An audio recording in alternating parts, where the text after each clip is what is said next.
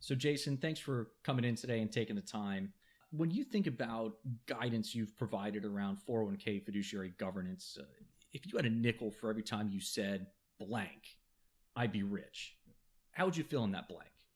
Prudent process. You want to elaborate on that? Sure. Prudence is at the heart of being able to demonstrate you met your fiduciary responsibility. And the process is the way to document that you've gone through this objective, well-informed process. You've considered relevant information or that which you should know to be relevant to make a well-informed decision. And there are other concepts that wrap around that, like best interest, exclusive benefit, etc. But at the heart of all of it is being able to demonstrate you acted prudently. And so when we're talking to plan sponsors about documentation, decision-making, etc., we really focus on prudent process.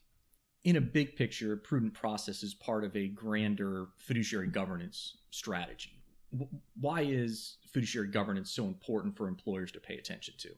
Well, it's important, number one, so that you are making well-informed decisions. You're putting the participants' interest first. You're helping maximize the value of that plan and the benefits offered through that plan. And that's sort of the altruistic aspect of it. But the more defensive, at least self-serving from the fiduciary perspective, is to protect them against claims that they've acted imprudently. And so if you are able to show that despite the fact that maybe the decision didn't turn out as well as you'd hoped, but that it was well informed and that you consulted expertise where you lacked the ability to consider relevant information or even know what information you should consider.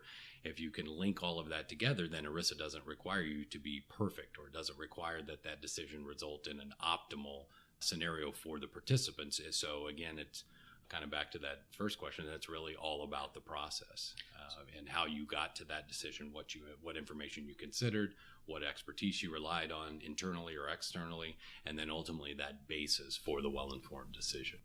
Having been a former litigator and just understanding how practically these things come about, you don't just get a demand to show up in court. You're going to have some sort of what they call a shot across the bow letter coming from the plaintiff's firm, and it's going to allege certain acts.